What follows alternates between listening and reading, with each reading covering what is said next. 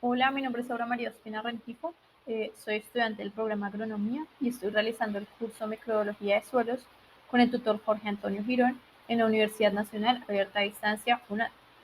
En este video voy a dar explicación a la tarea número 2, que consiste en distinguir el metabolismo microbiano como base de la interacción entre suelo, microorganismo y planta. Bueno, este es el esquema que realicé, en el cual se puede observar cómo funciona el proceso de fijación biológica de nitrógeno.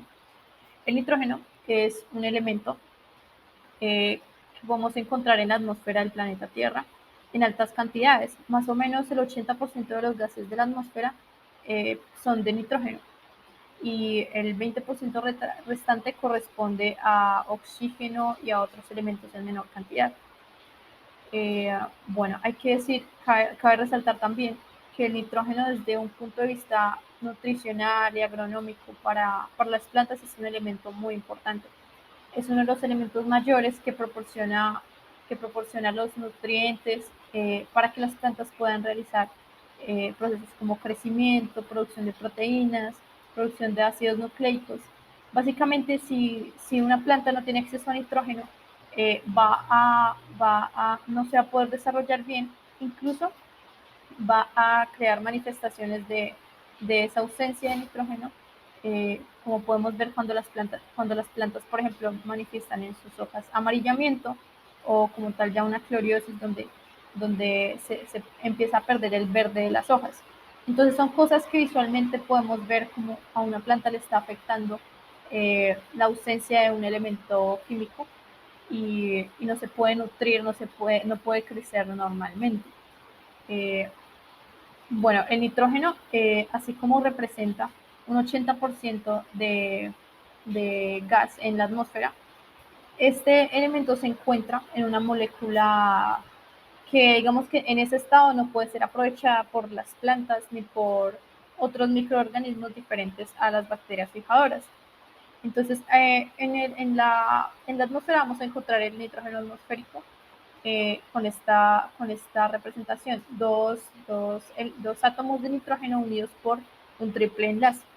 Entonces, de esta forma no se puede aprovechar, porque en esa forma en que se encuentra es muy compleja el elemento, está en una forma muy, muy, muy general. Entonces, las únicas especies o organismos que pueden realizar esta fijación son algunas bacterias y cianobacterias y algunos rizobios también. Entonces, hay que entender cómo es que ellas sí pueden aprovechar el nitrógeno y pueden transferirlo a otras plantas para que ellas sí lo pueden aprovechar, porque es a través de ellas que se puede convertir o se puede fijar este nitrógeno a una forma más simple como amoníaco o amonio.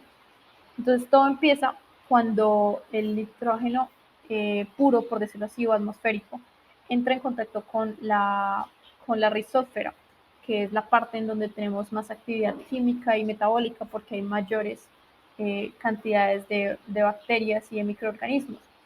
Entonces cuando el nitrógeno puro o atmosférico entra en la rizósfera y entra en contacto con las bacterias fijadoras, ellas lo que hacen es captarlo y a través de un complejo enzimático, perdón, a través de un complejo enzimático llamado nitrogenasa, por eso se llama así el complejo, ella es la que se encarga de realizar esta transformación. Digamos que este proceso científicamente no está 100% estudiado de cómo funciona, pero este es el complejo que se encarga de realizar esa transformación.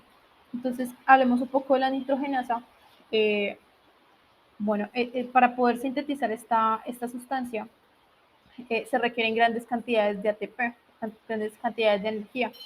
También esta sustancia es muy sensible en presencia de oxígeno. Es decir, que apenas entra en contacto con el oxígeno, ella se puede inhibir y se puede, digamos, no se puede sintetizar, se va a perder. Y así como es de fácil que ella se pueda inhibir en contacto con el oxígeno, las bacterias y las cianobacterias han creado, digamos que sistemas o mecanismos para poderla proteger de esto. Por ejemplo, las bacterias tienen dos mecanismos de protección para la nitrogenasa. El primero es el de protección respiratoria, que consiste básicamente en que las bacterias aumentan su ritmo de respiración gastando mucha más energía para poder hacer que haya menos cantidad de oxígeno al interior de ellas y de esta forma hacer que la nitrogenasa, digamos, que se quede protegida e intacta. La otra forma que tienen el otro mecanismo de protección que tienen las bacterias para protegerla es la conformacional, en el cual las bacterias se encargan de que esta sustancia quede inactiva. Por otra parte, las cianobacterias también tienen sus mecanismos de protección. Por ejemplo, ellas hacen una separación espacial o temporal de la nitrogenasa respecto a los procesos fotosintéticos y metabólicos que realizan. Entonces, por ejemplo, ellas los almacenan en las unidades de los heterocitos y allí la nitrogenasa queda aislada de cualquier contacto con el oxígeno. Y, por ejemplo, hay otro ejemplo exacto y es que algunas especies, hacen, por ejemplo, fotosíntesis en el día y en la noche sintetizan nitrogenasa, pues porque temporalmente no van a suceder las dos cosas a la vez. Entonces, de esta forma aíslan espacial y temporalmente a la nitrogenasa para que pueda estar protegida. De esta forma es que se puede metabolizar el nitrógeno en amoníaco. Bueno, hay otra parte interesante y es que los rizobios también tienen la capacidad de hacer esto. Por ejemplo, cuando crean asociaciones con unas plantas, los rizobios sirven de extensiones de la raíz de la especie vegetal y pueden alcanzar lugares más profundos, pueden hacer esta asociación y solamente asociándose con una planta es que pueden realizar la fijación biológica de nitrógeno. Por ejemplo, las bacterias y las cianobacterias sí lo pueden hacer, digamos, de forma libre y lo pueden hacer en asociación, pero los rizobios solamente pueden hacerlo en asociación ya con una planta.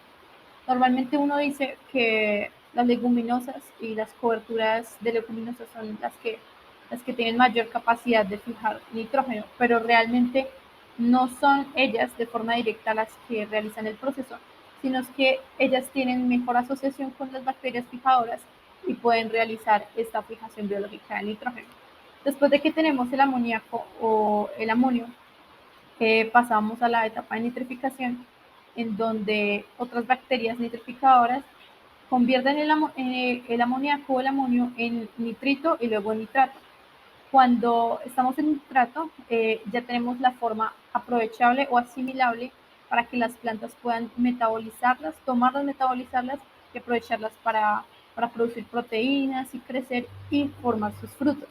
De allí, estos frutos son consumidos y aprovechados por especies animales, las cuales los van a metabolizar, van a crecer gracias a ellos y después bueno, cuando la cadena trófica a medida que va avanzando, esos animales van a fallecer posteriormente o van a defecar estos residuos orgánicos y van a empezar a descomponerse.